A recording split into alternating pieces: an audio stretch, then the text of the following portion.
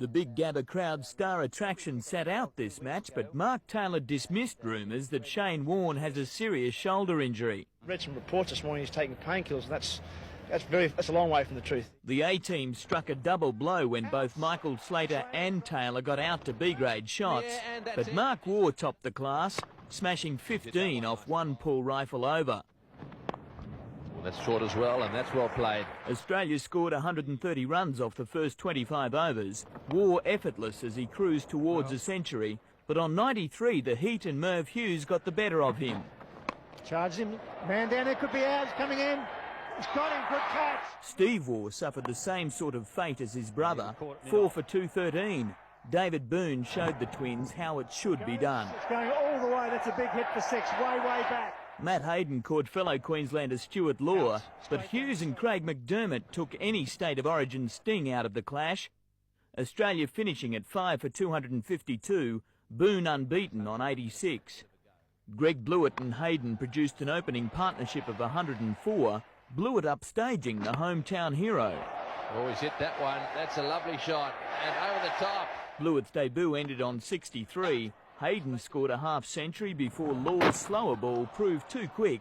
Michael Bevan needed a hit out, but found the one fielder who can't miss. Smart boy, he's got it. What a cricketer! What a cricketer! The umpire asked for another look at Ricky Ponting's run, but the Tasmanian only saw red. No replays needed for Justin Langer.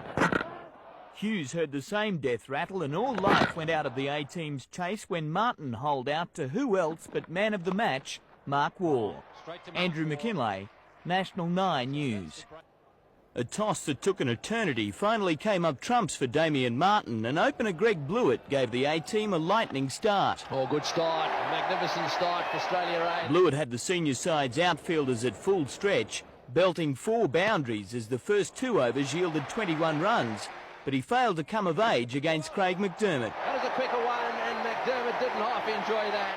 Good bowling reduced runs to a trickle, and a rare boundary soured relations between Glenn McGrath and Matthew Hayden. Really, it was just, I think, Matthew Hayden running past and running fairly close to the bowler. May have felt that the bowler stuck his elbow out on purpose. A Warne Taylor think tank outthought Damien Martin. Australia A 2 for 69. Tried to work him down the ground, once too often. 7 boundaries capped off Hayden's hard-earned half-century, but another search for the fence only found Michael Slater. Justin Langer had a life when caught behind off a no ball before McDermott inflicted the death rattle. And that's going to set them back. 4 for 136. Michael Bevan maintained his century-making form with a flying 50. Good 50 for Michael Bevan. Bevan and Ponting produced a half-century stand before McGrath dissolved the partnership. Bevan's brilliant 73 ending in similar fashion. A low throw from Taylor caught Phil Emery short of his ground before the skipper went high to snare Robertson. Australia requiring 210 for victory. Andrew McKinlay, National 9. Australia and Australia A flew out for Melbourne on the same flight, but couldn't escape the turbulence created by the clash between Glenn McGrath and Matt Hayden.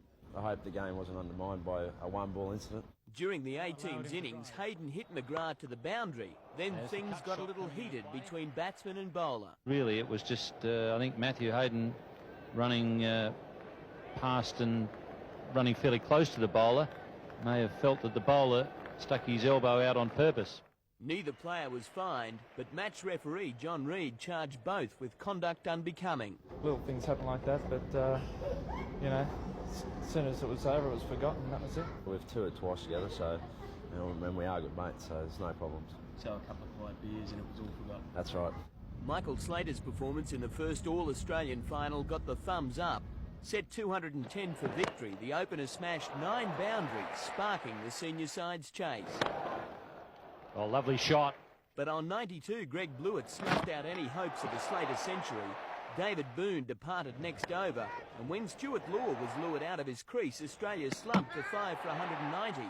Greg Rowell bowled a desperate last over before Ian Healy scored the winning runs off the final delivery. And that's a great victory for the Australian side, but what a finish. No rest for the victors, with Australia practising this afternoon in Melbourne. Mark Taylor keen to keep that winning feeling, but adamant there'll be no repeat performance from Hayden and McGrath. to them it wasn't a major thing. It was something that a bit of byplay between the two of them, but it can be taken the wrong way when it's covered by national TV. Andrew McKinlay for Nightline. On finals eve, cricket's establishment has copped a broadside from the press over the Australia A concept. Criticism the A-team's coach dismisses. Yeah, I mean, I'm sure the critics will come along to hopefully see it all fall apart, but we've got two very good teams of cricketers out there. I think the cricket's going to be good, and that's all that I'm really concerned about. Winning is the major concern for players like David Boon and Ricky Ponting, the two no-nonsense Tasmanians happy to turn the World Series into a civil war. I'm not offended by it at all. It's, as far as we're concerned, I suppose we'll be treating the games as if they were another international team. From the word go, I've been pretty keen to play it, and I mean, most of the guys that have been involved in it all think it's a wonderful thing. Merv Hughes managed to trot today, but a hamstring injury has ruled him out of the A-team for tomorrow. Pace bowlers Greg Rowell and Joe Angel earn a recall, but Paul Rifle's colours now clash with those of his new teammates. Rifle replaces the injured Tim May in the senior side, but still doesn't know whether he'll get a game. Not at this stage. Same as yesterday. Wait till tomorrow morning to see how the wicket comes up. David Boon always leads the Australians in their victory song, and he's keen to crow again, even at the expense of his fellow countrymen. Don't worry, we'll still see it if we win. Andrew McKinlay, National 9 News. Things went Damien Martin's way right from the toss. For a bat, please. Matt Hayden had his tail up, hitting the first ball he faced to the fence, but boundaries went to his head. The next call to favour Martin gave him the benefit of the doubt. From there, it was all go for the A-team captain. That's well played too. He's hit that with a lot of bat. Greg Blewett played the sheet anchor role but refused to be tied down. Straight down the ground. That is a magnificent shot. Next ball, Shane Warne let the opener off the hook. From there, Blewett and Martin picked up the pace, scoring the first 100 runs from just 93 balls. Despite several nominations, Martin seemed destined for higher office. His flying 58 of 40 deliveries triggered crisis talks before Warne had the last laugh. Oh, LBW. 2 for 111. Michael Bevan threatened to get into gear but misfired, and the A-team's innings stalled when Blewett went. Yeah, this is going to be Art Taylor's underneath it. He doesn't drop catches, no trouble at all. Australia's bowlers asserted their seniority. The A-team losing 4 for 57. Part-timer David Boon nominated for a higher office than Martin, but not with Phil Emery's blessing. Down he goes. Greg Rowell's chip shot ended short of the green when he holed out to a diving Michael Slater in the deep. The A-team all out for 226 in the final over. Andrew McKinlay, National 9 News. Regardless of result, Australia was never going to lose this series. Mark Taylor graciously accepting the spoils of civil war. Shane Warne paid homage to his home crowd. Man of the finals, Steve Waugh, securing the cup for the senior side. We've lost from that position many times before, so it was good to win. Chasing 227, Taylor and Slater put on a century-opening stand before Langer snared the skipper, and Bevan's direct hit caught Slater short of his ground. The opener's self-abuse said it all. Blewett trapped Mark Waugh in front, and a couple of hoodlums tried to hide behind David Boon. But when the A-team ejected the Tasmanian, Australia slid to 4 for 172. Waugh kept cool, content to hit singles, but as the run rate ballooned, he turned up the heat. That's it up in the air. There's a man out there. Could go for 6. He's backing back. That's 6. Yeah, I charged him, pitched in the right spot, closed my eyes and hit in the middle, it went over.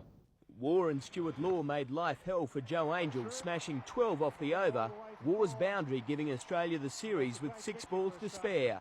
The 6-wicket win maintained the senior side's undefeated record against the A-team, but both captains can see pluses in the controversial concept. One great positive to come out of this series is the fact that these young guys have got experience now. And it's worked well, and it's up to the board now to sort of weigh it up and see what happens for next season.